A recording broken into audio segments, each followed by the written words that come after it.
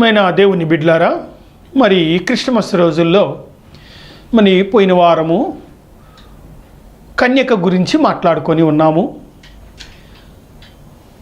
అలాగే ప్రియమైన వారులారా, దేవుని చిత్తమైతే వచ్చే వారము ఎందుకొరకు వచ్చాడు, దేని కొరకు వచ్చాడు అనే మాటలు తర్వాత మాట్లాడుకుందాం. ఇప్పుడు మటుకు పేరాపనను బట్టి వాని కూలికి ఖచ్చితంగా కూలి సమర్పించుము అనేది పేరాపనను బట్టి వాక్యముని సిద్ధపరిచాం. కూలి గురించి మనం మాట్లాడుకుందాం. యెషయా గ్రంథము 16వ అధ్యాయము 14వ వాక్యము, కూలివాని లెక్క ప్రకారము 3 ఏండ్లలోగా మోయాబీయుల యొక్క ప్రభావమును వారి సమూహమును అవమానపరుసును. శేషము బహు కొద్దిగా మిగులును, అది అతి స్వల్పముగా నుండును. అది 3 ఏండ్లకు ఒక్కసారి ఒక యజమానుడు 3 ఏండ్లకు ఒక్కసారి ఖచ్చితంగా కూలి ఇచ్చేయాలి. కూలికి పిలుచుకున్నప్పుడు ఖచ్చితంగా మనము కూలి ఇవ్వాలి. అయితే చాలామంది కూడా ఏం చేస్తారయ్యా అంటే, పూర్వము మా ఇంటిలోనే మా పాలేరు అని, ఆంధ్రాలో మా పాలేరు అంటారు కనుక, మా పాలేరు మా దగ్గరే ఉంటాడు కనుక వాడి కూలి సంగతి తర్వాత చూద్దాములే లెక్క అని వాని కూలిని లెక్క చేయక వానిని హింసిస్తూ ఉంటారు. కనుక ప్రియమైన వారులారా, ఇక్కడ ఎప్పుడు కూడా యజమానికి నవ్వులు పాలు అవ్వకుండా గౌరవ మర్యాదలు పొందుకోవాలి అంటే ఖచ్చితంగా కూలివానికి వాడు నీ ఇంటిలో ఉంటున్నప్పటికీ, నీకు దాసుడు అయినప్పటికీ కూడా వానికి కూలి ఖచ్చితంగా చెల్లించాలి. అది సమానుష్యం. ఇప్పుడు నేను ఇక్కడికి వస్తున్నాను, కూలి ఇవ్వబట్టే వస్తున్నాను, కూలి లేకపోతే నేను రాలేను. ప్రియమైన వారులారా, జ్ఞాపకం చేసుకోండి. ఎందుకని ఈ మాట ప్రభువైన యేసుక్రీస్తు పరిశుద్ధాత్మ వలన చెప్తున్నాడో తెలియదు, కానీ వినేవారికి ఎవరైనాను ధనవంతులు చూస్తున్న ఎడల మీ ఇంటిలో పనిచేసేవానికి ఖచ్చితంగా సమయానుసారంగా కూలి ఇవ్వాలి. ఎందుకంటే ముఖ్యంగా నిర్లక్ష్యపరిచేది, నిర్లక్ష్యంగాను గర్వంగా ఉండేది, గర్వపు మాటలు మాట్లాడేది క్రైస్తవులే. గర్వంగా మాట్లాడతారు, అతి గర్వంతో మాట్లాడతారు. కొంచెం డబ్బు రాగానే అతి గర్వంతోనూ అతి భయంకరమైన స్వభావంతో ఉంటారు. ఎందుకంటే నా కళ్ళతో చూశాను, నా చెవులతో విన్నాను, నన్నే హేళనగా ఎగతాళిగా మాట్లాడారు క్రైస్తవులు. సరే ప్రియమైన వారులారా, నేను ప్రార్థన చేసుకుంటుండగా కూలి గురించి మాట్లాడు నా కుమారుడా అని నాకు మనస్సు గద్దించింది, ప్రేరేపణ వచ్చింది. అందువల్ల ఇక్కడికి ఈ కూలి గురించి సిద్ధపడి వచ్చాను. ప్రియమైన వారులారా, జ్ఞాపకం చేసుకోండి, ఐగుప్తులో ఇశ్రాయేలీయుల ప్రజలు బానిసత్వంలో కూలికి పని చేశారు. అందుకని ప్రభువైన యేసుక్రీస్తు ఏమంటాడంటే, మీరు ఇశ్రాయేలీయులు ఐగుప్తులో బానిసత్వంలో ఉండి బయటికి వచ్చి మీరు ఆస్తిపరులయ్యారు కనుక మీరు ఐగుప్తులో ఉన్నది మర్చిపోవద్దు అంటున్నాడు. ఐగుప్తులో బానిసలుగా ఏ పూటకి ఆ పూట ఆహారమును తెచ్చుకున్న స్థితిని మీరు మర్చిపోవద్దు అంటున్నాడు. పత్రికలు చాలా చోట్ల ఉంది ఆ మాట, పత్రికల్లో చాలా చోట్ల రాయబడి ఉంది. అతి గర్వం ఎవరికయ్యా అంటే క్రైస్తవుడికే. ఇశ్రాయేలీయుల ప్రజలు ఐగుప్తులో ఉండి బానిసత్వంలో ఉండి మగ్గిపోయి ఏ పూటకు ఆ పూట ఆహారమును తెచ్చుకొని ఫరో చేతిలో ఇబ్బంది పడి వారు దేవుడైన యెహోవా వారి మొరను ఆలకించి వారిని విడిపించి పాలు తేనెలు ప్రవశించే దేశానికి నడిపించిన తర్వాత అక్కడున్న ప్రజలకు వీరు ఆస్తిపరులు అయ్యారు కనుక వీరికి కొంతమంది కూలివారిని పెట్టుకున్నప్పుడు ఆ కూలివారిని హింసించకూడదు, అగౌరవించకూడదు, అవమాన పాలు చేయకూడదు. అది నిజమైన క్రైస్తవుని యొక్క లక్షణం. క్రైస్తవుని యొక్క లక్షణం ప్రియమైన వారులారా. అందుకని ఏమంటున్నాడు ప్రభు అయిన యేసుక్రీస్తు? ఏమంటాడంటే, కూలివాని సొమ్ము చెమటారక ముందే నువ్వు వానికి ఇచ్చిన ఎడల నీకు ఆశీర్వాదము కలుగును, నీకు ఆశీర్వాదము కలుగును. చూడండి ప్రియమైన వారులారా, ఒక ధనవంతుడు ఉన్నాడు పరిశుద్ధ గ్రంథములో, నా ప్రాణమా తినుము తాగుము సుఖించుము, నీకు సంవత్సరాలు కొలది సంపాదించి పెట్టాను అంటాడు. ఈ రాత్రి నీ ప్రాణం అడిగితే ఏమైపోతావు అని గర్వంతో మాట్లాడిన మాటలను బట్టి ఆ ధనవంతుడు మరణానికి దాసుడై మరణించాడు. మరి ఈ ధనవంతు ఏమైంది? మంచి పేరేమైనా ఉన్నదా? నీతో వచ్చేది ఏమిటి? ఈ భూమి మీద నీవు బ్రతికున్నంత కాలంలో ఏదైనా మంచి పని చేస్తే నీకు మంచి పేరు వస్తుంది. భూమి మీద ఘనత తెచ్చుకోవాలి అంటే నీవు ఆస్తిని పోగొట్టుకోవాల్సిన పని లేదు. నీవు ఒకరి ఇంటికి వెళ్ళక, ఒకరితో ఆశపడక, ఒకరి సొమ్ముని ఆశించక, ఒకరి మీద వ్యసన పడక నీవు జీవించుతూ నీవుంటే చాలు, నీవుంటే చాలు. ప్రియమైన వారులారా, ఎదుటివాడి శుభ్రతను, ఎదుటివాడి పవిత్రతను, ఎదుటివాడికి ఉన్న ధనమును చూసి అసహించుకున్న ఎడల, నీవు వేరే రకంగా మాట్లాడిన ఎడల నీవు శాపగ్రస్తుడు. జ్ఞాపకం చేసుకోండి. ఎవరు ఎక్కువగా మాట్లాడతారయ్యా అంటే, నేను కళ్ళతో చూసి చెవులతో విన్నాను కనుక నేను ప్రియమైన వారులారా చెప్తున్నాను ఈ మాటలు. ఉండకూడదు. ముందు స్థితిని మనం గమనించుకొని ఎడల మనము వ్యర్థం.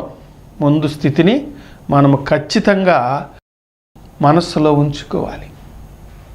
మనసులో లేనప్పుడు వ్యర్థం. మనసులోనే ఖచ్చితంగా ఉంచుకొని మనం దేవుని పట్ల భయము భక్తి కలిగి జీవించాలి.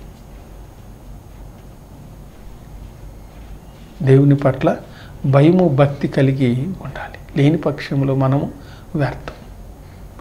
అది క్రైస్తవులలో ఉండకూడదు, నా కోరిక. చూడండి, మనము కీర్తనకారుడు ఒక మాట అంటున్నాడు ఇక్కడ. కీర్తనలు 49:17 కోరాహు కుమారులు రాసిన కీర్తన. వాడు చనిపోవునప్పుడు ఏమి కూర్చుకొనును, వాని ఘనతను వాని వెంట దిగును. ఘనతని వాని వెంట వస్తుందా?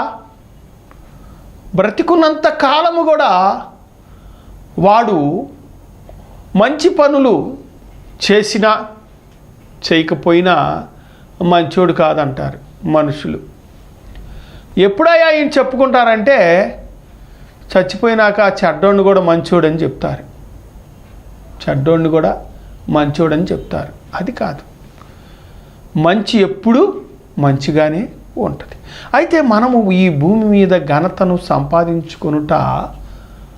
సంపాదించుకొనుట వ్యర్థం. పరలోక రాజ్యములో నీ క్రియను నీవక్కడ రాయించుకొనుట మేలు. డబ్బు ఇవాళ ఉంటుంది, రేపు పోయిద్దండే. ఇందిరాగాంధీ సంపాదించింది, రాజీవ్ గాంధీ సంపాదించాడు, జవహర్లాల్ నెహ్రూ గారు సంపాదించాడు.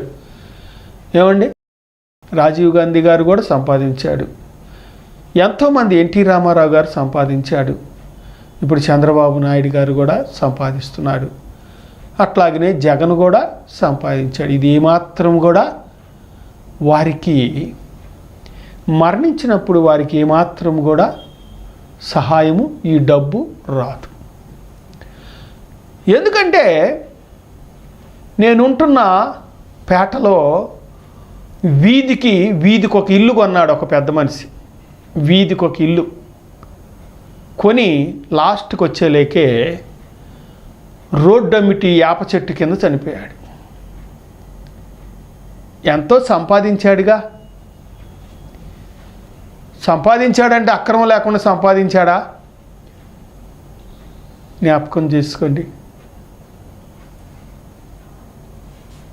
ధనము సంపాదించుకొనుట కంటే మంచి మనస్సు ఉన్న మనిషిని సంపాదించుకొనుట మేలు. మంచి మనస్సాక్షి ఉన్న స్నేహితుడిని సంపాదించుకొనుట నీకు ఆశీర్వాదకరము. నీకు ఆశీర్వాదకరము. చూడండి ప్రియమైన వారులారా, ధనము ఇక్కడ సిమెంట్లు కొడతాయి, ధనము ఇక్కడ దొంగలు దోచుకుంటారు. నీవు పరలోక రాజ్యములో ధనమును చేకూర్చుకున్నావా? నీవు ధనముని అక్కడ స్థిరపరుచుకున్నావా? ధనముందని ఎర్రవీగుతున్నావా? జ్ఞాపకం చేసుకో. పేదవాడిని కూడా నీవు ఆదుకుంటానికి ప్రయత్నం చేయి. అందుకని ప్రభువైన యేసుక్రీస్తు ఏమంటున్నాడు? ఆకలిగా ఉంటే అన్నం పెట్టావు, వస్త్రహీనుడనై ఉంటే వస్త్రం ఇచ్చావు, రోగినై ఉంటే పరామర్శించావు, జైల్లో ఉంటే పరామర్శించావు. చూడండి ప్రియమైన వారులారా, ప్రభువా నువ్వు ఎన్ని ఇబ్బందులు ఎప్పుడు పడ్డావు, నువ్వు ఎప్పుడు రోగివై ఉన్నావు అని ఈ 12 మంది అపోస్తులు అడిగినప్పుడు ప్రభువైన యేసుక్రీస్తు ఏమంటాడంటే, అయ్యా ఇవన్నీ కూడా నా బిడ్డలు వారికి చేస్తే నాకు చేసినట్లే. ఘనత కోసం దేవుని ఆలయంలో కానుకలు ఇవ్వటం కాదండి. ఘనత కోసము లంచాలు తీసుకొని ఇచ్చింది కానుక, అది నీకు ఆశీర్వాదం అవ్వదు.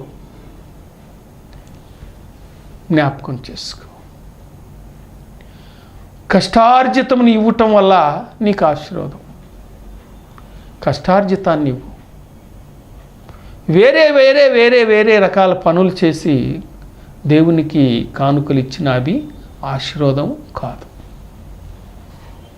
నీకు ఆశీర్వాదం ఉండాలి, తీసుకునే వాళ్ళకి ఆశీర్వాదం ఉండాలి. మా అమ్మోళ్ళ ఊరిలో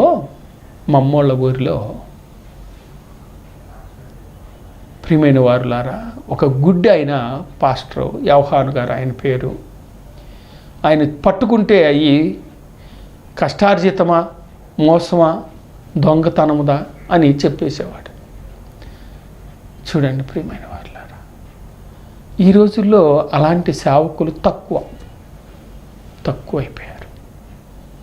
కనుక నీ కష్టార్జితమును దేవునికి సమర్పించినప్పుడు ఎదవరాలు 2 కాసులు వేసి ఆశీర్వాదాన్ని పొందుకుంది. కష్టార్జితంలో ఇవ్వాలి. సరే, అది కొంచెంసేపు పక్కన పెట్టేద్దాం.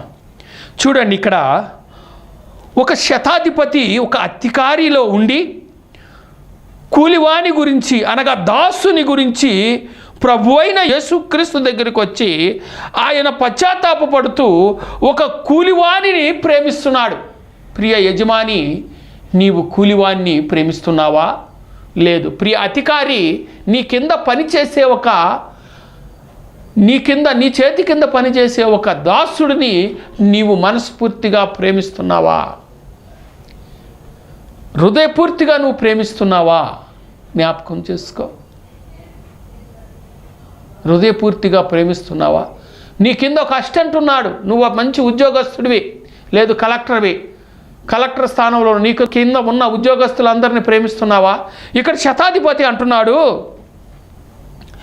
నేను కూడా అధికారమునకు లోనగిన వాడనే.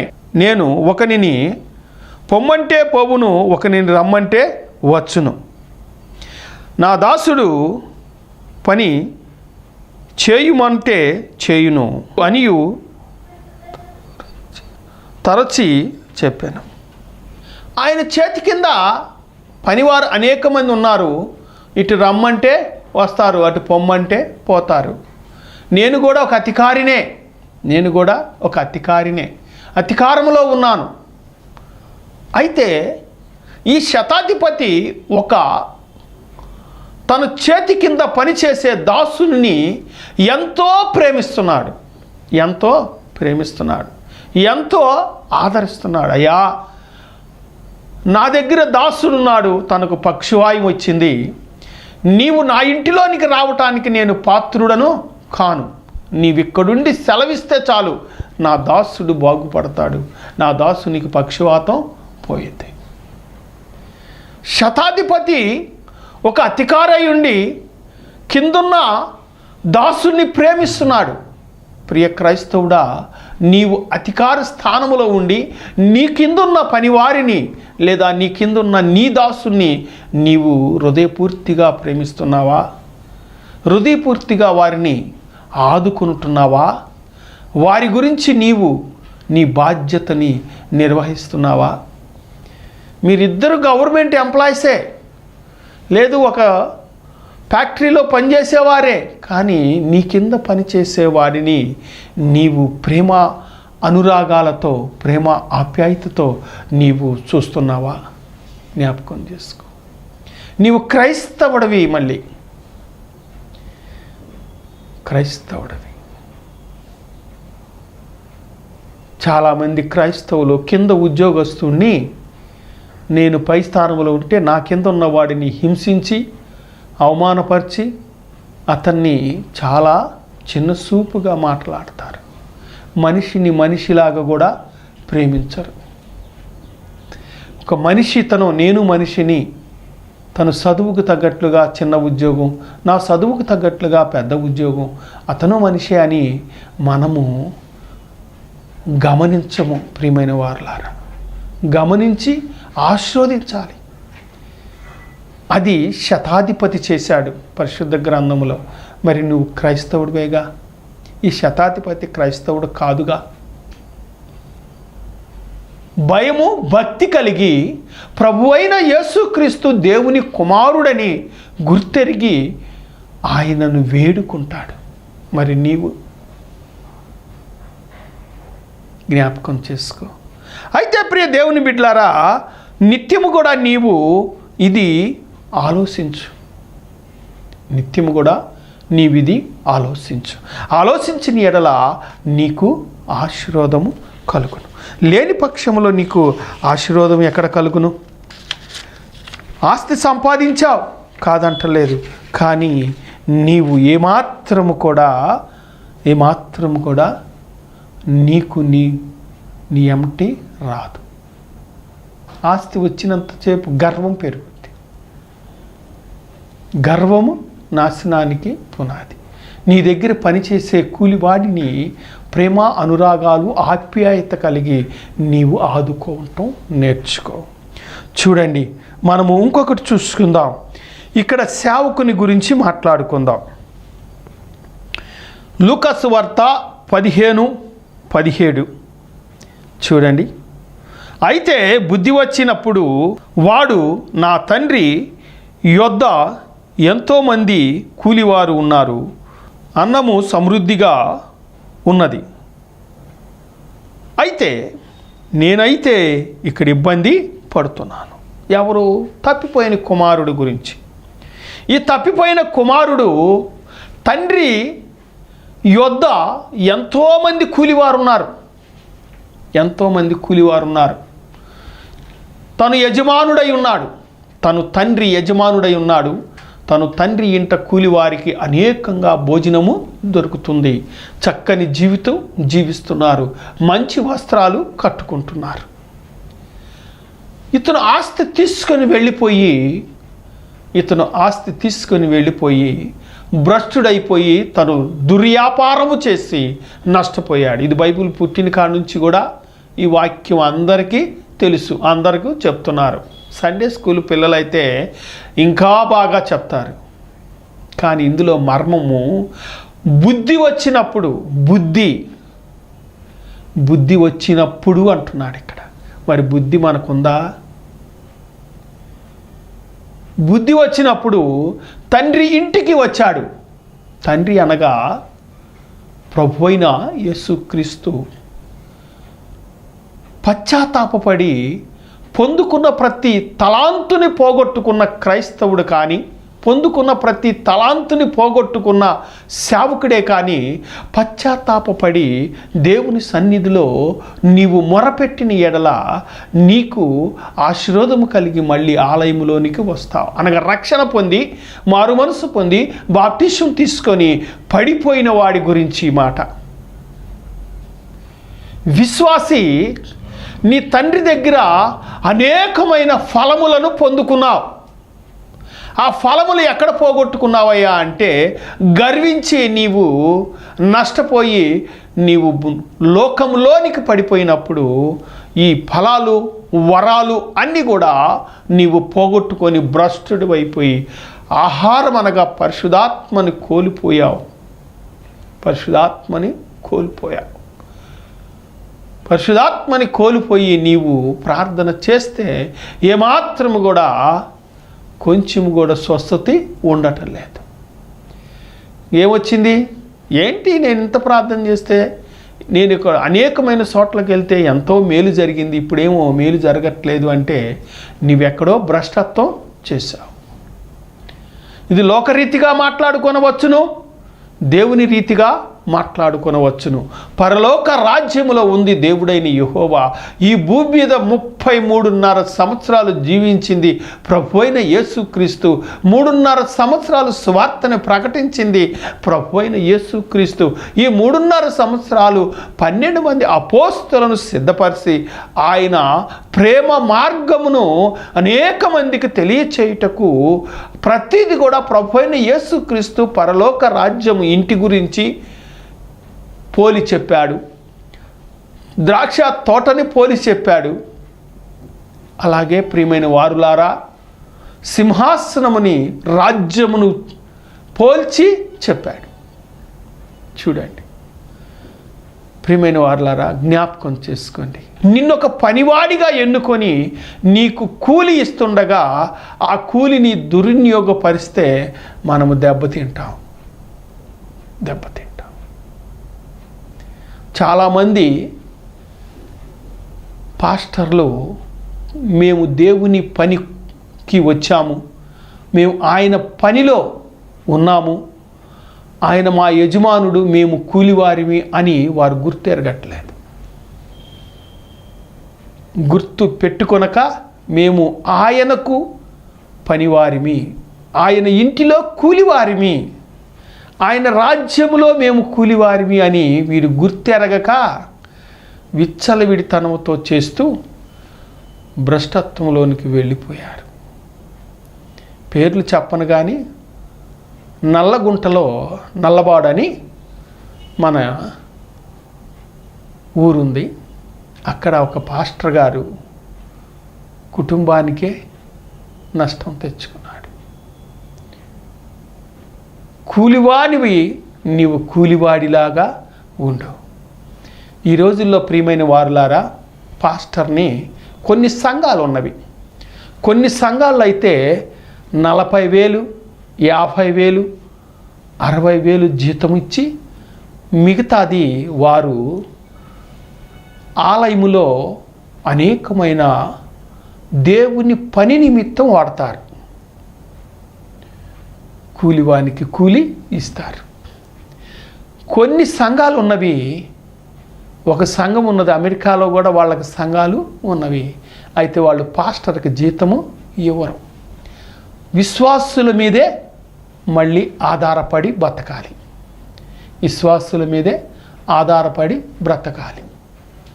కానుకలు, దశంభాగాలు, కృతజ్ఞతా మొక్కుబళ్ళు మొత్తం తీసుకొచ్చి వీరికి ఇచ్చేయాలి. కేవలం ఆ సంఘము పేరుంది, వారి తరపున ఆలయంలోకి వెళ్ళి వాక్యము చెప్పాడు కనుక. విశ్వాసుల మీద ఎంత భారం వేస్తావు? విశ్వాసుల మీద నీవు ఎంత భారం వేస్తావు? నీ దగ్గర పనిచేసేవాడికి, నీ ఆఫీసులో పనిచేసేవారికి జీతాలు ఇస్తున్నావు, మంచిదే.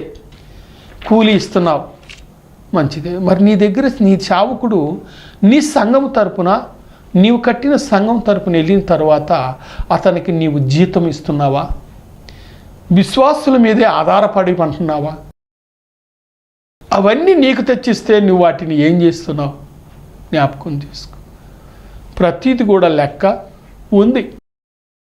ప్రతిది కూడా లెక్క రాస్తాడు. జాగ్రత్త. కొన్ని సంఘాలైతే ప్రియమైన వారులారా, ఆ సంఘాల్లో సేవకునికే అన్నీ అప్పచెప్తారు.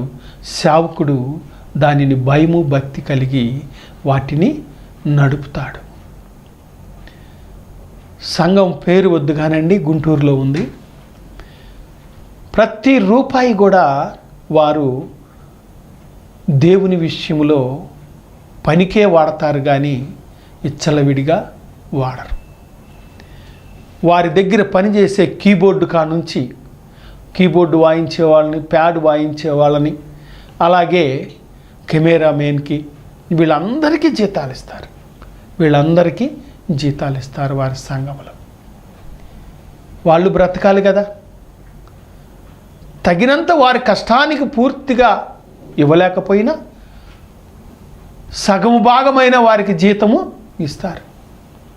ఆలయంలో దేవుని పని చేశావు, పని చేసినప్పుడు ఖచ్చితంగా వారికి కూలి నువ్వు ఇవ్వాలి. అది ధర్మం, అది దేవుడు దీవించుతాడు, అది న్యాయం. 3 చెప్పుకున్నాం కదండి. గర్వించి కూలివాన్ని హింసిస్తే నష్టపోతావు.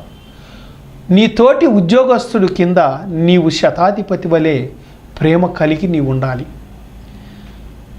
నీకు ధనము అక్కడికి రాదు, ఘనత నీకు ఈ భూమి మీద బ్రతికుండగా రాదు. చనిపోయినాక మంచివాడు కానీ చెడ్డవాడు కానీ ఎవరైనానూ మంచివాడనే చెప్తారు. అది పక్కన పెట్టేద్దాం. అయితే ప్రియమైన వారులారా, జ్ఞాపకం చేసుకోండి, నిత్య రాజ్యానికి నీవు వారసుడివి కావాలి అంటే నీవు ముందు బ్రతికిన బ్రతుకుని మర్చిపోవద్దు. ముందు స్థితిని నీవు గుర్తుపెట్టుకో.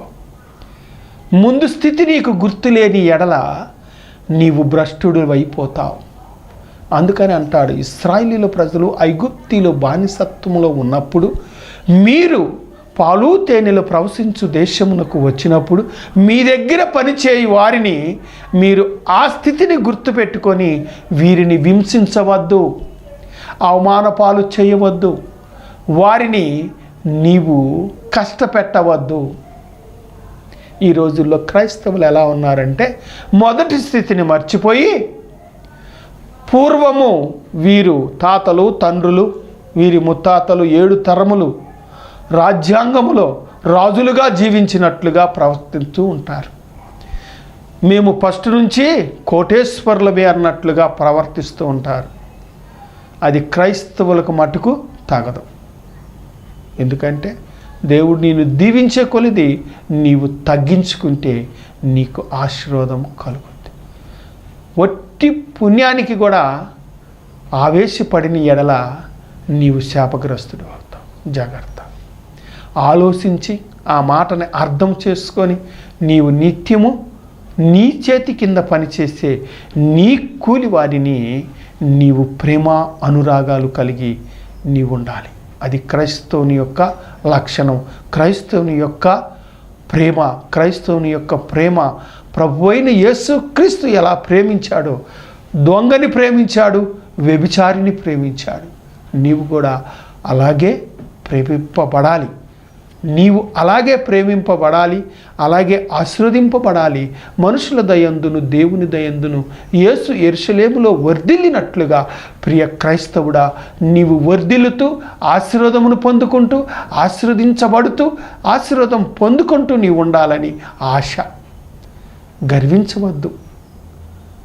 నీ చేతి కింద పనిచేసే ప్రతి కూలివానిని నీవు ఆశీర్వదించేటట్లుగా, వారి ఆశీర్వాదాన్ని నువ్వు పొందుకునేటట్లుగా ఉండాలని ప్రభు పేరిట అడుగుతూ ఈ మాటలు మనం ముగించుకుందాం, ప్రార్థన చేసుకుందాం. మహోన్నతుడా, ప్రేమ కనికరం కలిగిన దేవ, నీకే వందనాలు, స్తుతులు, స్తోత్రాలు తండ్రి. జ్ఞాపకం చేసుకోండి. మీ ఆత్మతో, మీ సత్యంతో, మీ జీవంతో నింపి పరిశుద్ధపరచండి. మీరిచ్చిన వాక్య పేరాపణను బట్టి యెషయా గ్రంథం నాయన, ఇదిగో నా తండ్రి 16-14 యెషయా గ్రంథంలో మీరు మాట్లాడిన రీతిని బట్టి ఆ వాక్యమే నువ్వు నాకు ఇచ్చావు. మిగతాదంతా కూడా నా తండ్రి నాయన నేను సమకూర్చాను ప్రభువా. అందులో ఏమైనా పొరపాటులుంటే ప్రభువా యేసుక్రీస్తు ప్రభు పేరట క్షమించు. ఈ వాక్యమును ఆశీర్వదించు. వింటున్న ప్రతి తండ్రికి, ప్రతి తల్లికి ఆశీర్వాదాన్ని కుమ్మరించు. ప్రతి తండ్రిని, ప్రతి తల్లిని ఆశీర్వదించు. ప్రతి తండ్రిని, తల్లిని దీవించు. యవ్వనులను, బాలికలను, బాలులను దీవించు.